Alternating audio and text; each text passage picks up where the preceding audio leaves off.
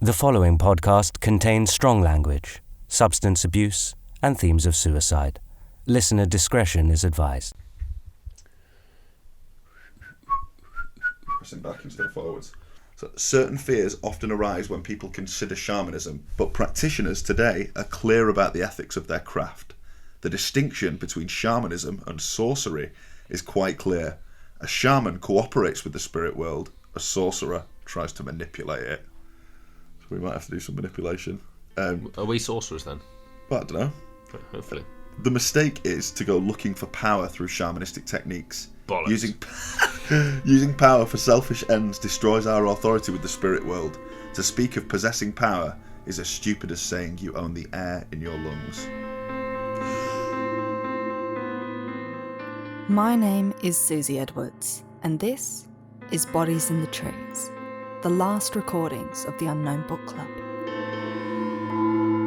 You have to have the big fear, death on your doorstep. Here's the 9 ladies, stone circle. I don't know what we're chasing. Fame, maybe. Focus on a feeling. You might find out more than you want to know. You might not be able to handle it. It could scare the hell out of you. This is real adventure, isn't it? It's middle of fucking nowhere.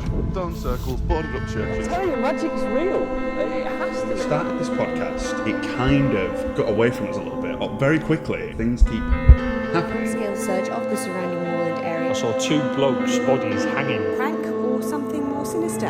I believe In magic.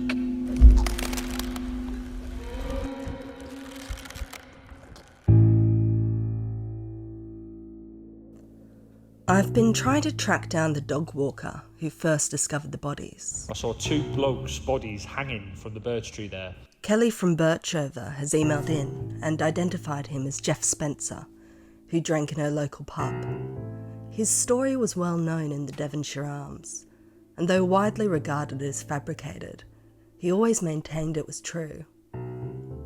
However, he unfortunately passed away after a car accident last year, which I verified in the local obituaries. I'm really sorry to hear this. I had so many questions for him, which will now go unanswered. There are some of you out there that insist that this investigation is a waste of time, that this is an example of Occam's razor, where the simplest explanation is usually correct, that it was a setup.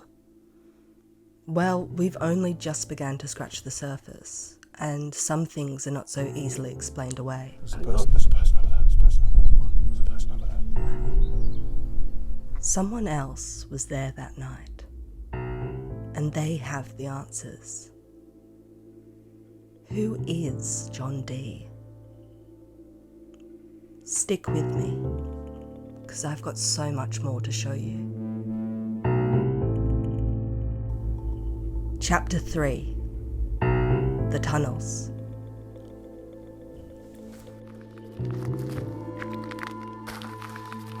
Are these silver birch in front of you? You know, I think there might be. Oh, that's it. You can see the 9 ladies. Someone there. Yeah, there's a person there with no top on. This is the walk that the witches would have made up to here. We might be able to interview him. Maybe. Yeah. 1, 2, 3, 4, 5, 6, 7, 8, 9. Just coming up here to have a look at the 9 ladies. God, I ain't got my plug in, it's wet through. Wait, come here. Hey, up. Look at you. Hello. Watch her jaw, mate. Look at you. She's got a top jaw being broken. Oh. Yeah, some bastard bolts over her Oh. arm. You know, now I'll take your fingers off. He wanted to. He's alright, this big guy, is he? Yeah, God, he just want your belly rubbing, don't you? But he's a French bull mastiff. Oh, I mean, most of the scars I see on me, all this twat. Is he? History goes back 3,000 years. Right. It's an old, like Stonehenge and thing like Yeah. that. It's a bit like So that. it's like pagans, that Yeah. sort of, yeah. All this, the land it's and the history behind it, it's unbelievable. I'm still trying to figure it out. Me saying, hey out! I'm still trying to figure it out myself, you know what I mean? But the land's meant for everybody. That's why everybody, the eco where he's protested a lot of places around, like stop them going in for Yorkshire Stone because they're just ripping it to bits. The man's killing the earth. Yeah. Is what the eco warriors are saying. Come up chopping trees down. We need the trees to survive. From 1999, the site was home to Britain's longest-running environmental protest camp, protecting the ancient monument from a quarry expansion. To avoid eviction, eco-warriors created an intricate network of tunnels with supplies to survive up to 40 days underground. Not much, but I was going to stay here 40 days. There's loads of bottles of water down here still. After the fight was won in 2010, the camp was dismantled and the site was returned to nature. The entrances to the tunnels closed up. Not been in it for a long time. And it's all over, so I was saying that I weren't going to take no out. Because if it collapses while I'm in it now, it's going to be a shame when there's nothing to die for. Yet deep beneath the circle, the labyrinth remains.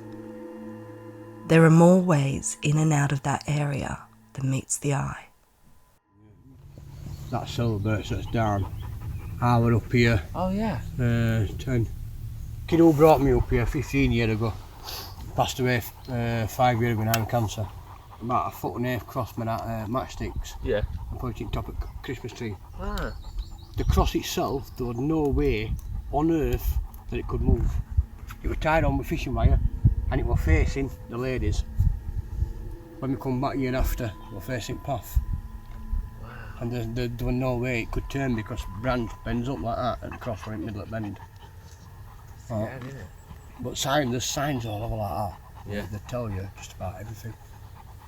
I'm not looking for signs. I'm looking for evidence. Who was there that night? And were they a witness? Or a culprit? The evidence is lost somewhere on that bracken moor. Or is it underneath it? Beneath the ancient stone circle, that gateway between worlds, where people have come and gone for over 3,000 years. Big area, this moor, you get lost too, really. People like Ed, and he's quite a character. They describe him as looking like Doc from Back to the Future, with an open Hawaiian shirt and a cigarette in hand. Interesting. Well, I spend a lot of my time looking at places like this as well, because of, I don't know, ancient mystery, I suppose, ancient mysteries, that predate monotheisms and go back to, well, what do you think, There's a cross on it. That's Christians. So they come and pop themselves on here. Sure stuff. It's actually been branded. God, the bastards.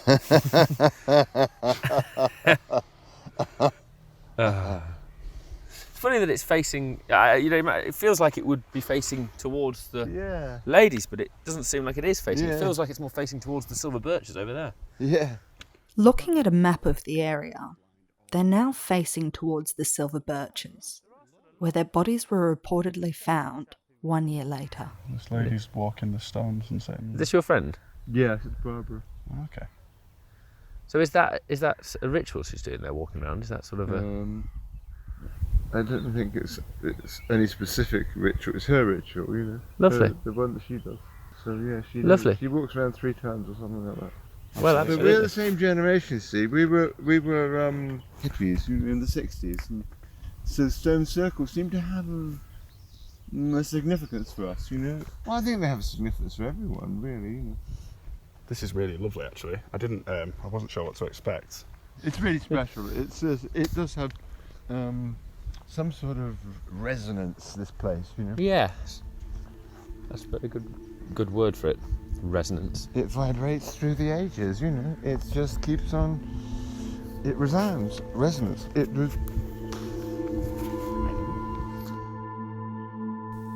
I keep coming back to these tunnels. How else could their bodies have vanished? Are they lost in that maze? Was it an escape route? Or is it their grave? Chapter 4. The Tempest. Barbara. Hi, Barbara. Having met a wizard in the last episode, they're now about to meet a shaman who specialises in journeying. I hate that word journey, but, what else are we going to call it? And you'll notice this becoming a pattern, attracting believers and practitioners of paganism towards them, seemingly by happenstance. I said as soon as we got here it felt very peaceful, as soon as we got on the moor, let alone even here. And this is just magic. It happens before you actually get here, doesn't it? And you don't realise till you've gone home that you don't realise anyway, but something did happen.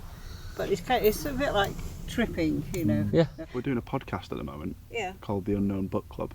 Oh, okay. But we're researching this weekend. Yeah? And all we want... What are you researching?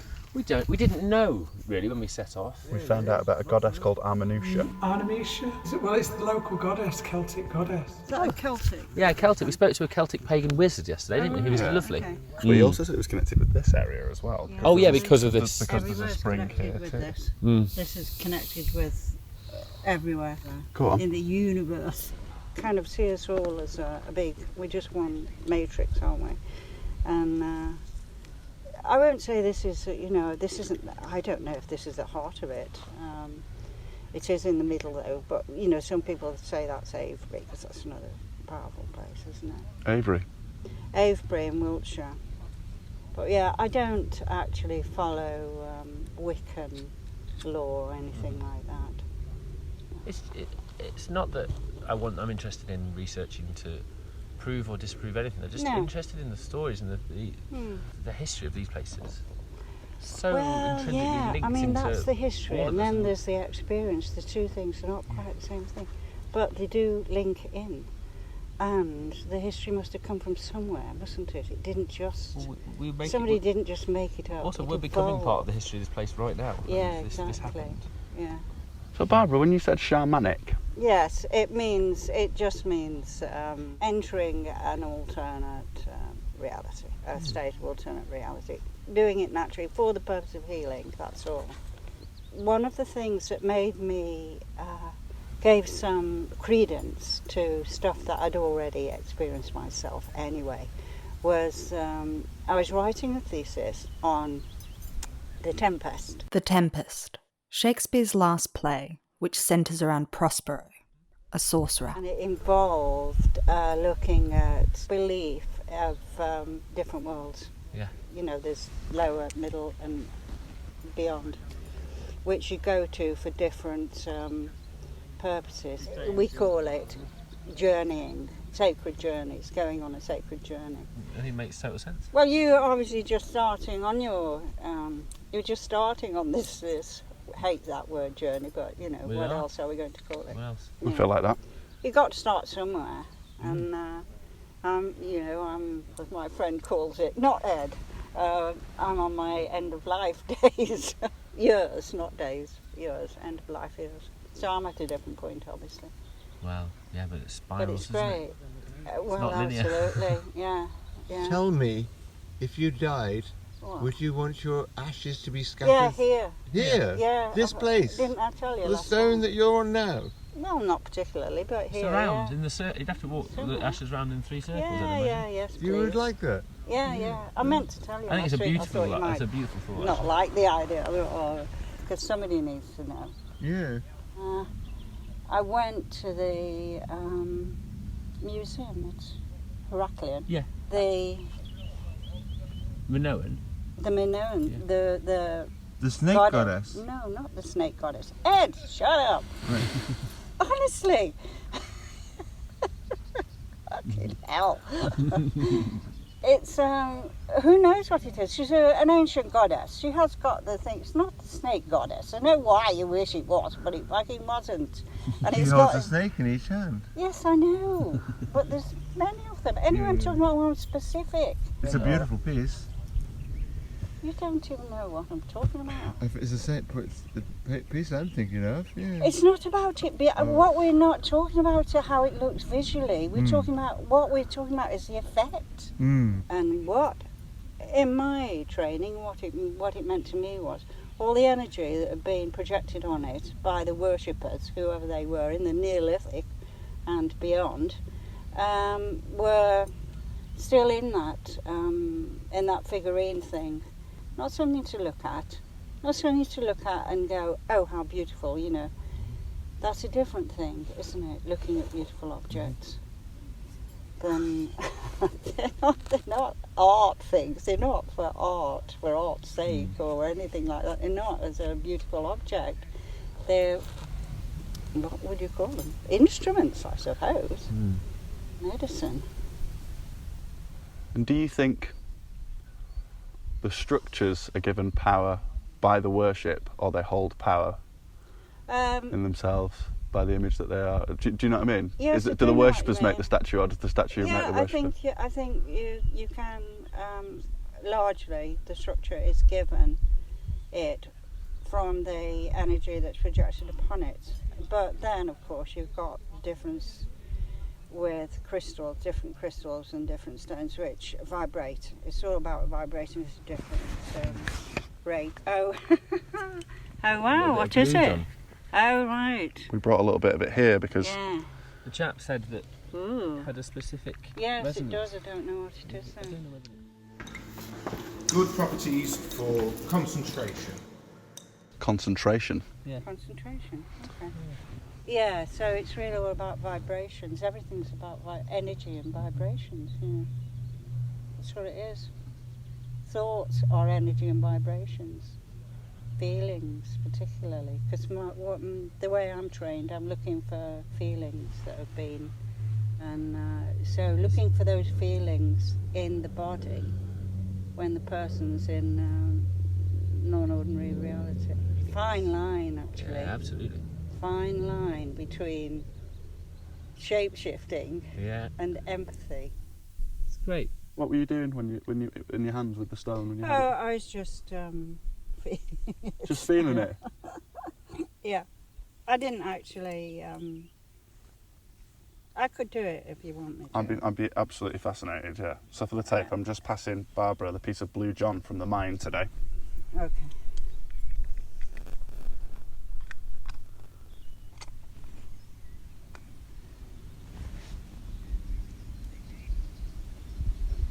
Should be here forever, couldn't we? I can feel. You see, I don't know whether it's that or is it. I don't know whether it's the stone or is it just I can feel that energy pulsating in my palms, which had started when I started walking around here.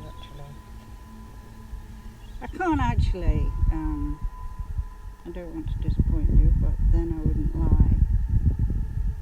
Can't It's not Blue feel John. anything. Oh, no, it It's a will painted be. stone. No, of course it's Blue It's John. produced in China. It's not the what's that? It's plastic, that. It's the equivalent of fool's gold. It's fool's Blue John. I was told. Oh, it's Blue John. I was told that was a semi-rare mineral. Probably is.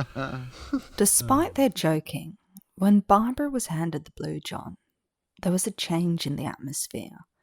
I want to play you that same clip again, unedited. I can't actually. I don't want to disappoint you, but then I wouldn't lie. Perhaps it's just a shift in the weather, but I can't help but picture a woman sitting in the middle of an ancient stone circle, clouds circling overhead, her hands clasped around a crystal, like Prospero, summoning the tempest. The strong-based promontory of I may shake, and by the spurs plucked up the pine and cedar, raise at my command.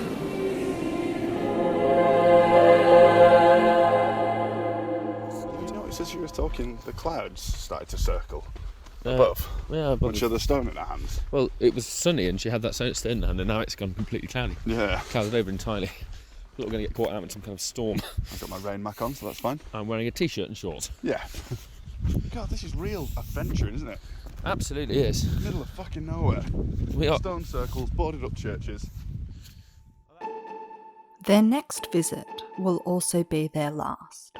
You've heard the conclusion of that night, and in due course, you'll hear it all.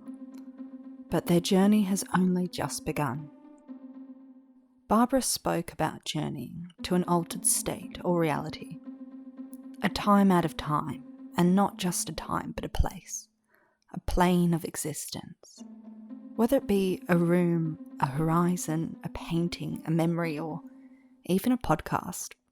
For example, when you're reading a book, your sense of the room could start to disappear, and the world of the book begins to expand. You enter that reality. But what plane do these boys exist on? I've never met them, though I'm starting to know them, to understand them.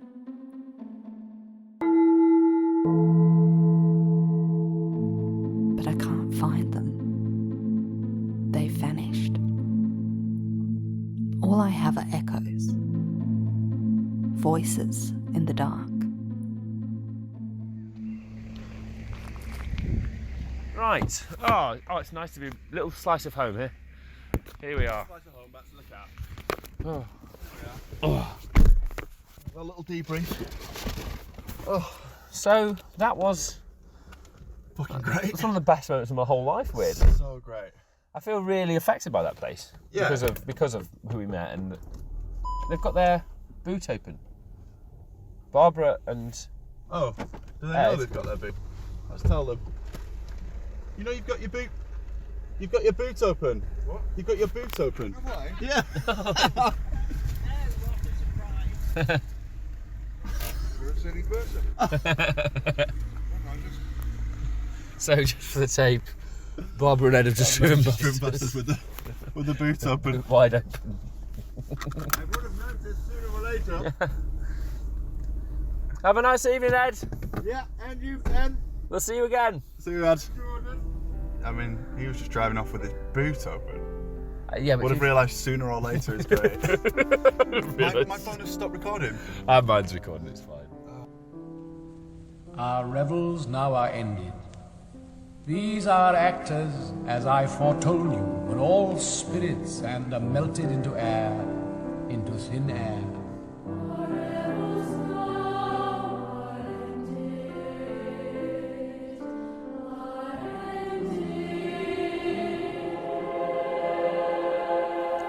I'm not here to convince you that magic is real, but it's important for you to understand that Jake and Jordan are starting to believe.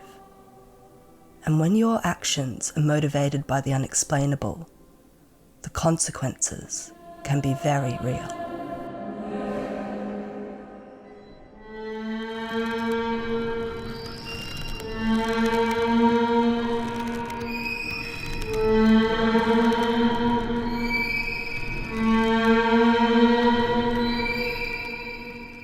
If you have any information relating to this case, please contact Susanna at bodiesinthetrees.com.